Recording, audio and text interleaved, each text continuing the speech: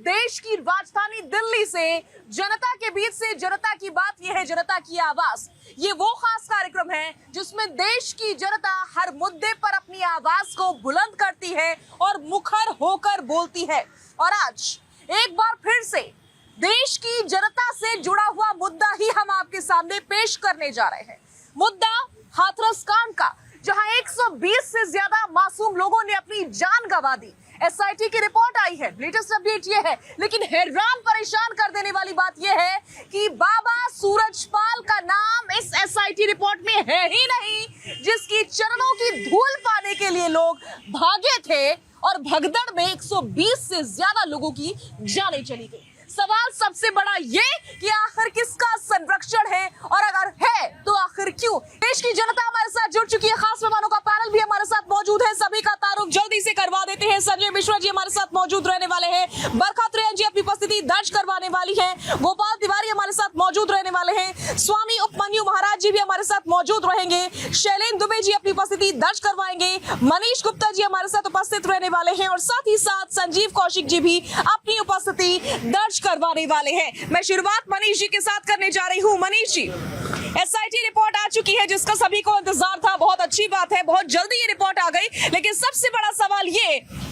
कि आखिर उस बाबा का नाम इस रिपोर्ट में क्यों नहीं है। देखिए, टेक्निकली उस जो इवेंट था उसका जो कन्वेनर थे वो बाबा नहीं थे। अब जाहिर है ऐसे में जो कानूनी तौर पर, तकनीकी तौर पर अगर हम देखेंगे तो बाबा वाज गेस्ट देयर, वो वहाँ पे एक अतिथि थे, उन्होंने वहाँ पे अपना भाषण दिया और चले गए। तो जो आयोजक थे, जो बाबा के सेवादार थे, उन सब पर एफआईआर है, उन सब का नाम एसआईटी में है, बाबा का नाम इस वजह से नहीं है। अच्छा। मैं यहाँ लेकिन मेरे चरणों की धूल ले लेना जाते जाते ये बाबा की अनाउंसमेंट थी ना। देखिए, मैं ये बहुत एग्जैक्टली नहीं जानता, बाबा ने ऐसा अनाउंसमेंट पर्सनली खुद किया है, बाबा के सेवादारों ने कहा। अच्छा। मेरे विचार से बाबा के सेवादारों ने कहा होगा।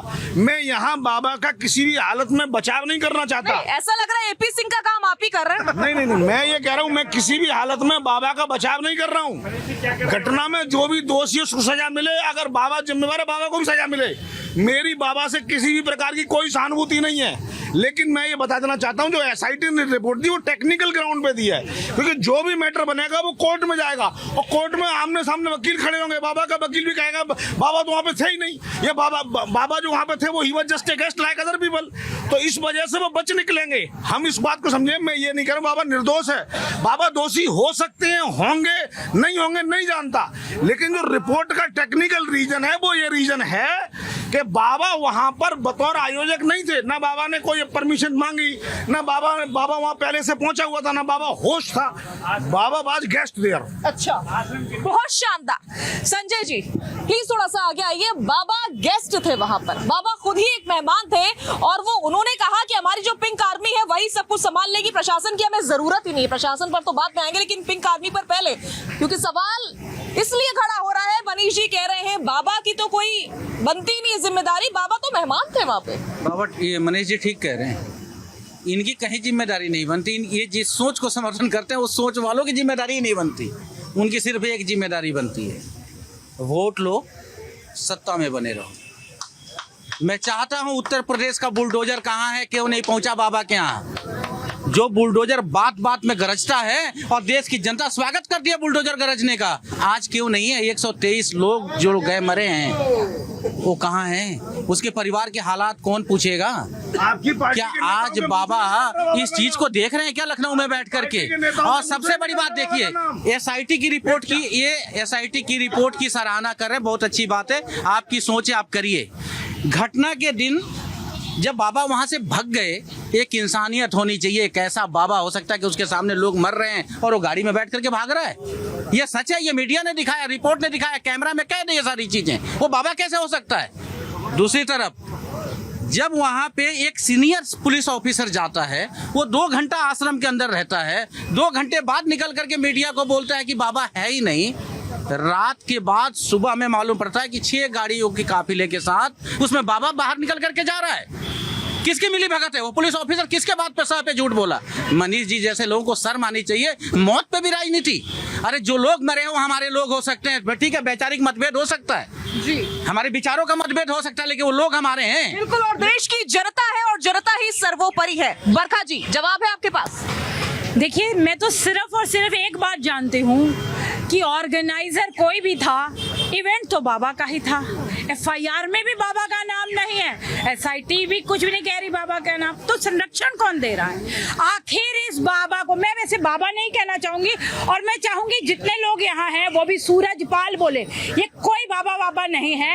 ये एक ऐसा शख्स है जिसके ऊपर यौन उत्पीड़न का केस दर्ज था। जब ये पुलिस में काम कर रहे थे तब से यौन उत्पीड़न, तो ये भगौड़ा है। ये कौन लोग हैं जो जिन्हें इसने गुमराह किया, जिन्होंने इन्हें बाबा बनाया? ये धूर्त पहले भी था और आज भी धूर्त था। इसको जेल की सलाखों में होना चाहिए था। अभी तो जो 123 मौतें हैं उसकी जिम्मेवारी, जितने लोग जख्मी हुए उनके परिवारों की जिम्मेवारी, इनकी प्रॉपर्टी सारी बेच करके उनको देनी चाहिए। जो लोग मर गए हैं, जिन्होंने खोए हैं अपने लोग, उनसे पूछिए दुख क्या होता है अपने के मरने का। बाबा को तुरंत गिरफ्तार करें जो भी संरक्षण दे रहे। और जब अखिलेश जी से पूछा गया बाबा के बारे में तो वो बड़ा हंस के बोले। मैं बड़ी हैरान हूँ, बहुत आहत हूँ अखिलेश जी के इस बयान से कि कौन से बाबा को गिरफ्तार करे। जब रिपोर्टर ने पूछा कि बाबा को क्यों नहीं गिरफ्तार किया, तो अब अखिलेश जी ये बोल रहे हैं उनको शर्म नहीं आती, वो सियासत कर रहे इतने लोगों के मौत को। लेकिन फिर भी मैं याद दिलाना चाहूंगी कि उत्तर प्रदेश में अखिलेश यादव की सरकार नहीं है ना सरकार? नहीं, सरकार नहीं है, लेकिन वो हंसे क्यों? और उन्होंने ये प्रश्न क्यों पूछा, बाबा कौन? ये प्रश्न ये समझाता है कि वही है जो संरक्षण दे रहे। मैनपुरी में अखिलेष यादव का संरक्षण, मैनपुरी में वो छुपा हुआ है बाबा, मैनपुरी में छुपा है। ये बहुत बड़ी सियासत खेली जा रही है और एक बड़ा षड्यंत्र है। ठीक है, ये भगदड़ मची नहीं है, भगदड़ मचवाई गई है। साजिया, ये देश की बेशर्म राजनीति है कि 125 से ज्यादा मासूमों की हत्या हो जाती है और कोई बोलने को तैयार नहीं है। पता है उस बाबा का पूरा नाम क्या है? सूरजपाल जाटो समाज का वोट न कट जाए, इसलिए ये बेशर्म राजनीति उसको बचाने का प्रयास कर रहा है। केवल इसके वजह से कोई बोलने को तैयार नहीं है। नाम भी मीडिया पे, नाम भी लोग, वोट बैंक की राजनीति हो रही है। और सबसे बड़ी बात कि मीडिया भी पूरा नाम नहीं दिखाना चाहती है। जब एफआईआर दर्ज होता है तो हम जानते हैं कि एफआईआर दर्ज होने में पूरा नाम लिखा जाता है, उसका ओरिजिनल, उपनाम उर्फ बाद में लिखा जाता है। नाम तक बोलने में आपको शर्म आ रही है केवल इसलिए कि वोट बैंक की राजनीति है। ये बाबाओं की स्थिति है। देश के बाबा, उन बाबाओं से हम उम्मीद रखते हैं कि ये हमको रास्ता दिखाएंगे। जो समाज में इतनी बड़ी हत्या हो गई, जघन्य हत्या हम इसको कहते हैं, और पीठ दिखा के वो आदमी भाग जाता है और उसको हमारे लोग बचाने का प्रयास कर रहे हैं, राजनीति करने वाले लोग। अभी भी ये बात हम पूछ रहे हैं कि जिस स्टेट में ये घटना हुई, क्या उस स्टेट के मुखिया की कोई जिम्मेदारी नहीं है? वो बुलडोजर कहाँ चला गया? कौन नहीं चाहता कि उसके दरवाजे पर बुलडोजर चले, उसके आश्रम पे बुलडोजर चले? कौन बचा रहा है उसको? किसी राजनीतिक दल के मुंह से ये बात क्यों नहीं निकल रही है कि सबसे पहले उसको सजा मिलनी चाहिए? एसडीएम इसके लिए दोषी है, एसडीओ उसके लिए दोषी है। जो रपट लिखाई जा रही, ये जो एसआईटी दायर की गई है, उसमें क्या कहा गया? क्लीन चिट बाबा को दे दिया गया है। और यहाँ बैठ के ये समझाने का प्रयास करते हैं। अखिलेश यादव के, अरे सुनिए, और आप यादव के पैदा किए हुए हैं। और ये कानूनी रूप से उनको बचाने का प्रयास कर रहे हैं कि ये कानून ये कहता, अरे आश्रम किसका था? आश्रम किसका था?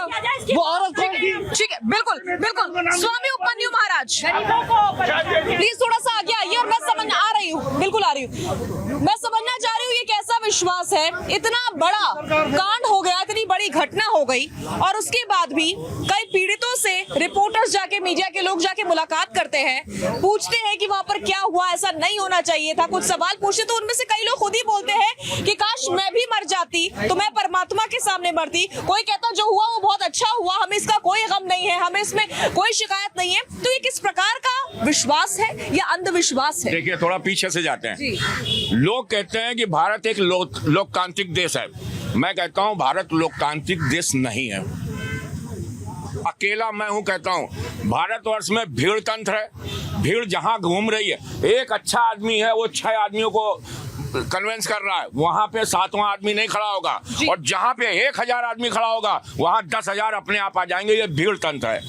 चाहे वो उल्टा बोल रहा हो, चाहे वो भगवान को गाली दे रहा हो, चाहे भगवान को प्रणाम कर रहा हो, उससे मतलब ये भीड़ तंत्र है। भारतवर्ष में भीड़ तंत्र, भीड़ जहां जा रही है वहीं पे किसी को एक को लाभ हुआ, 100 आदमियों में 1 आदमी को लाभ हुआ, तो इतना ढिंडोरा पिट जाएगा कि वहाँ हजारों आदमी जाने लगेंगे। सबसे बड़ी बात है कि इसका जो आपने हमसे प्रश्न पूछा, अज्ञानता और शॉर्टकट, आदमी शॉर्टकट में चाहता है। अभी हम किसी से कहते हैं कि बेटा तुम ठीक हो जाओगे, 1 साल लगेगा, तो वो नहीं चाहता दवाई लोगे 1 साल लगेगा, 6 महीने दवाई ले, नहीं, वो चाहता है कि हमको 3 दिन में फायदा हो जाए, बाबा के चरणों में चले जाओ। ये सबसे बड़ी बात है, अज्ञानता है। बहुत डीपली अध्ययन किया, बहुत ध्यान से देखा कि ये सारी अज्ञानता है कि हम भीड़ के साथ क्यों जाते हैं। जहां पे 1000 आदमी होगा, उस 1000 आदमी में 5000 और 10,000 1 लाख बनने हम देने होंगे, और जहां कोई एक सच्चा आदमी 5 आदमी को खड़ा, वहां 6ठा आदमी नहीं खड़ा होगा। ये सबसे बड़ी बात है कि भारत में अब लोग शॉर्टकट ढूंढते हैं कि कौन सी चीज जल्दी मिल जाए। बिल्कुल, ये एक बड़ी बात। लड़के की शादी नहीं हो रही, बाबा जी के पास चले जाओ। बिल्कुल, लड़का नहीं हो रहा है, बाबा जी के पास चले जाओ। नौकरी नहीं लग रही, बाबा जी के चले जाओ। ये जो बाबा जी के पास चले जाओ, ये भीड़ तंत्र ही जो है वो हर जगह पे बाबाओं को किसी का, और जो इन्होंने कहा कि बात सही है, पूरी मीडिया कभी उसका सूरजपाल जाटव नाम नहीं लेना चाहती। क्यों नहीं? मैं कहता हूं मैं वाजपेयी हूं, छाती ठोक के कहता हूं वाजपेयी हूं, और मेरे ऊपर केस चलेगा तो वाजपेयी लगाया जाएगा, जरूरी लगाया जाएगा। तो ये भी कि मीडिया भी अपने को बचा रही है, सेफ साइड कर रही है। ये वोट तंत्र लोकतंत्र नहीं है, वोट तंत्र भीड़ तंत्र, इसी पे ही हमारा भारत चल रहा है। ठीक है। गोपाल तिवारी, अखिलेश यादव पर लगातार इल्जाम लग रहा है कि वो पहले भी मुलाकात करते रहे। अभी भी आपने सुना बरखा जी को कि किस तरीके से उनसे सवाल पूछे गए और वो हंसकर बोले। तो ऐसा तो नहीं है कि सिर्फ एक ही पार्टी के नेताओं का संरक्षण होगा, मतलब कि अमूमन सभी पार्टियां इस तरह के फेक बाबाओं को, फर्जी बाबाओं को संरक्षण देती है जनता को वोट बैंक समझ के, और इसीलिए अभी के समय सबके सब चुप है। देखिए साजिया जी, ये बहुत आसान तरीका है, बहुत शॉर्टकट तरीका है कि जब भी कोई ऐसी स्थिति होती है उस स्थिति से पल्ला झाड़ लेना। आज 2 जुलाई को ये घटना हुई थी, आज तकरीबन 8-9 दिन हो गए हैं। हमारे नेता राहुल गांधी जी वहाँ पर गए, लोगों से मिले, उनके दुख दर्द को बांटा, सहानुभूति की, और इतना ही नहीं, उन्होंने कहा कि ये एक ऐसा जो है एक ऐसी घटना है जिस पर राजनीति बिल्कुल भी नहीं होनी चाहिए, क्योंकि जिन लोगों की उसमें जानी गई है, जिन लोगों की जो लोग उसमें गए हैं, 120 से ज्यादा लोगों की जाने गई हैं। किसी ने अपने बाप को खोया है, किसी ने अपनी माँ को खोया है, किसी ने अपने बेटे को खोया है, किसी ने अपनी बहन को खोया है। और राहुल गांधी जी ने चिट्ठी लिखी योगी आदित्यनाथ को, उत्तर प्रदेश के मुख्यमंत्री को चिट्ठी लिख करके उन्होंने कहा कि जिन लोगों की उसमें जान गई है वो जो है कमजोर लोग हैं, वो सामान्य लोग हैं, और बहुत दुख और पीड़ा की जो है वो मतलब बिल्कुल चरम पे हैं। उनकी मुआवजा की राशि बढ़ाई जानी चाहिए, और इसकी जांच पड़ताल बहुत अच्छी तरीके से करके, और जो भी इसमें दोषी हो, आपने SIT गठित की, तमाम लोगों के उसमें नाम है। आप मुझे एक बात बता दो, क्या जिस बाबा को देखने के लिए लोग गए थे, दोषी है? क्या राहुल गांधी ने बोला बाबा दोषी है? नहीं बोला, बता रहा नहीं हूँ, बोला। ऐसे चिल्लाने नहीं होगा। आप बाबा को कितना भी बचा लो, आप बाबा को कितना भी बचा लो, बाबा को बचा लो, बाबा को बचा लो, बाबा को बचा लो। मैं कहता हूँ जो दोषी हो उस पर बुलडोजर चले, मैं कहता हूँ जो दोषी हो उस पर बुलडोजर चले। मैं कह रहा हूँ, आप कहो जो दोषी है, 8 दिन हो गए बुलडोजर क्यों नहीं चला? 8 दिन हो गए। ठीक है, ये स्थिति है।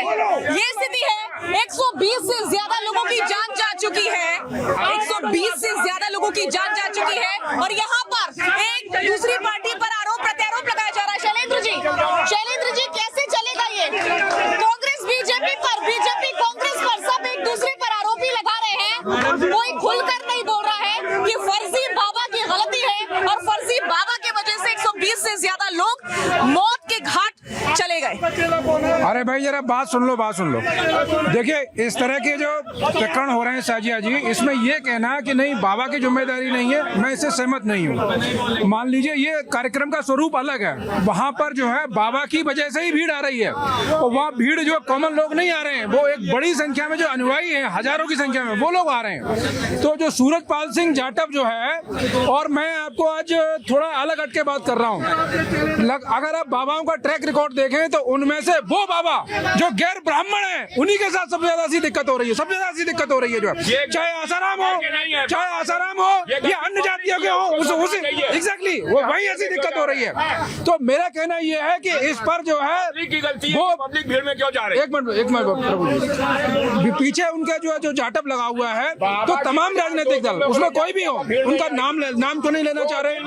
दलित होना क्या इस बात का मतलब वो है संरक्षण मिलेगा आपको? अरे दलितों तो क्या हो गया, अपराध हो, उसमें मरने वाले भी तो दलित ही हैं, उसमें हजारों की संख्या में अनुयायी दलित है। बात दलित एक मिनट सुनिए, बात योग्यता की है। अरे योग्य आदमी गलत काम कर रहा, बात जातिवाद की नहीं है, बात है योग्यता की। तो मैं भी क्या वो बाबा योग्य है? वही मैं कह रहा हूं। जिसके ऊपर बलात्कार का जब वो लगा हुआ है, तो सबसे बड़ी बात है पब्लिक अब शॉर्टकट करना बंद करे, सही ढंग से सोच के काम करे। बिल्कुल पब्लिक को सोचना होगा, ये समय है अपने विवेक के इस्तेमाल का। पब्लिक हजारों की संख्या में जो अनुयायी जब दलित ही हैं तो उन्हीं को सोचने की आवश्यकता है। दूसरा, ये हर बात सरकारों पे, अरे सरकार ने कहा क्यों भाई ठेका लेना चाहिए, किस को सरकार के पास पैसे ही पैसे का भाव है।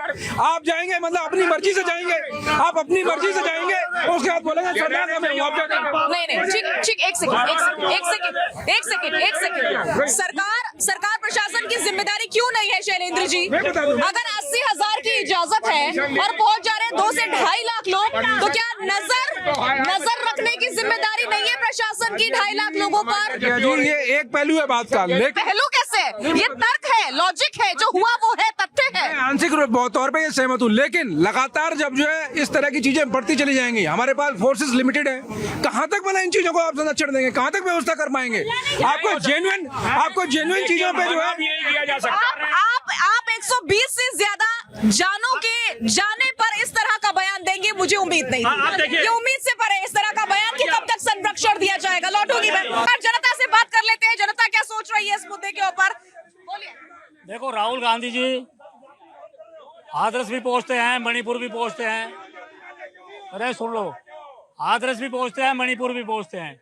जब हाथरस की बात आती है तो वहाँ जनता को सांत्वना देते हैं कि ये गलत हुआ, ये ऐसा हुआ, वैसा हुआ, लेकिन जनता का सहयोग नहीं देते, कोई मदद नहीं करते।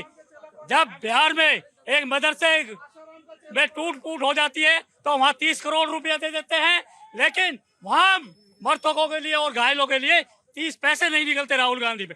रही मणिपुर की बात, मणिपुर पहुंचते हैं, मणिपुर एक आतंकवाद क्षेत्र है, सुनना, मणिपुर एक आतंकवाद क्षेत्र है, लेकिन आज तक राहुल गांधी परिवार ने आतंकवाद का विरोध नहीं किया। ठीक है, आपने राहुल गांधी और उनके परिवार पर सवाल उठा दिए, लेकिन मैं ये पूछना चाह रही हूँ कि उत्तर प्रदेश में किसकी सरकार और प्रशासन है? सरकार भारतीय जनता पार्टी की हरियाणा में भी थी, मेवात में कांग्रेस के विधायक पकड़े गया था दंगा कराते हुए, गोलियां चलवाते हुए।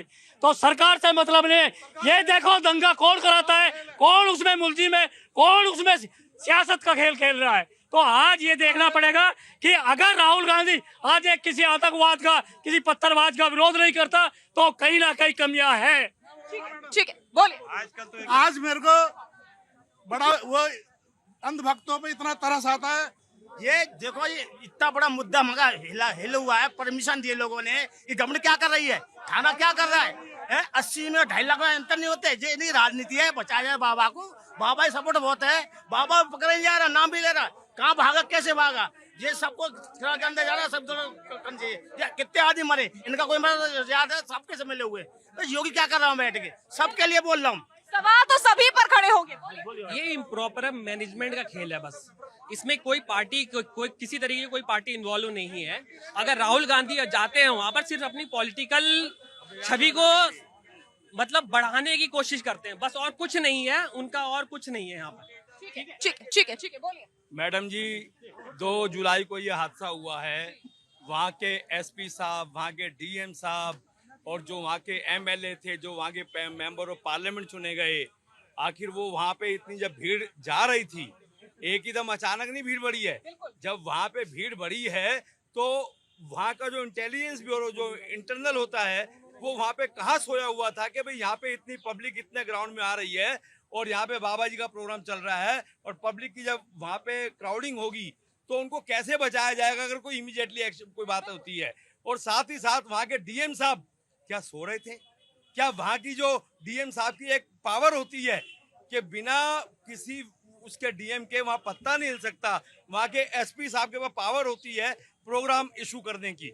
सबसे बड़ी बात यह, जब वहाँ पे लाखों की संख्या में 50,000 का आपने अलाउ किया था, 1 लाख 1.5 लाख की जो पब्लिक वहाँ पहुँच गई थी, पर वहाँ पे हमारे जो डीएम साहब थे, वहाँ के जिला अधिकारी साहब हाथरस के, वो क्या सो रहे थे? किसी को सस्पेंड नहीं। 1 मिनट, मेरी बात पूरी नहीं हुई है, मेरी बात पूरी नहीं हुई है बाबा जी। वो पूछ रहे हैं, जो कहोगे वो नहीं माना जाएगा। वो पूछ रहे हैं वो सर्वेंट है महाराज जी, वो पूछ रहे हैं कि क्या प्रशासन की जिम्मेदारी थी।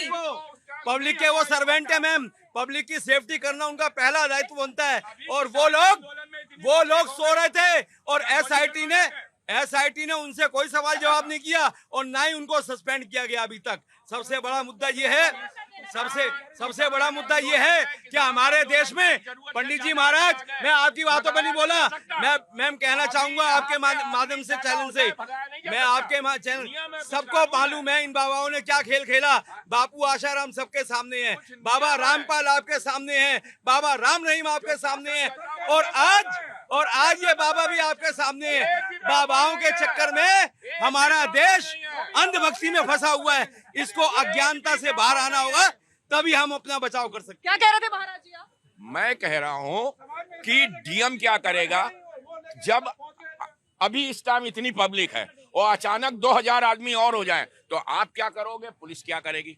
अचानक फोर्स को वहाँ पर तैनात रहना चाहिए ना, पुलिस को वहाँ पर तैनात रहना चाहिए, प्रशासन के लोगों को तैनात रहना चाहिए ना।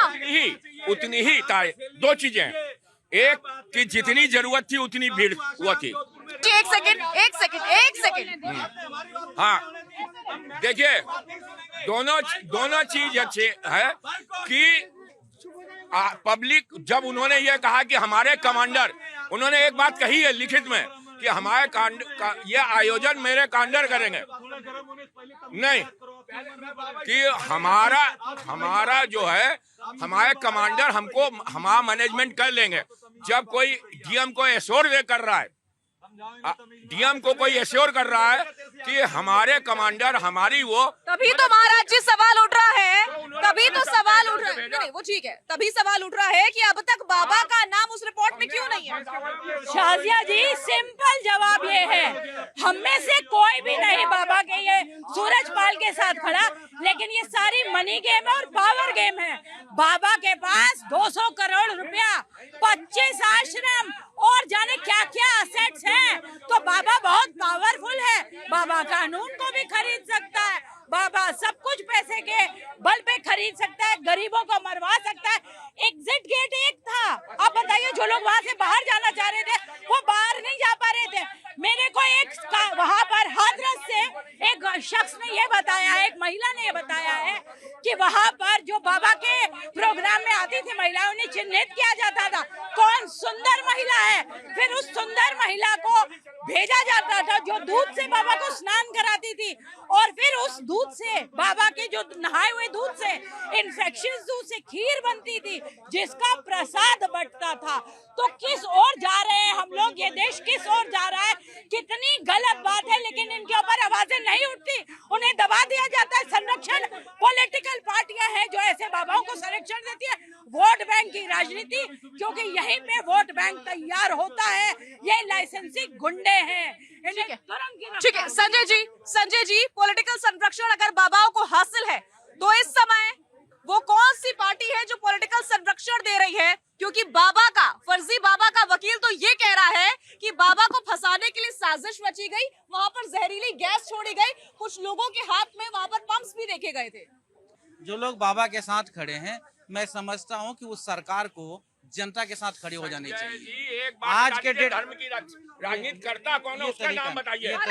मैम आपसे पूछ रहे हैं ना, ये डिबेट का तरीका, डिबेट है, पूछने के लिए आपसे पूछ रहा हूँ, उनको अपना जवाब देने दीजिए। ये पूछेंगे ना, आपका काम नहीं है पूछना, आपका काम है जवाब देना। वो आपसे सवाल पूछा जाए उसका जवाब देना। प्लीज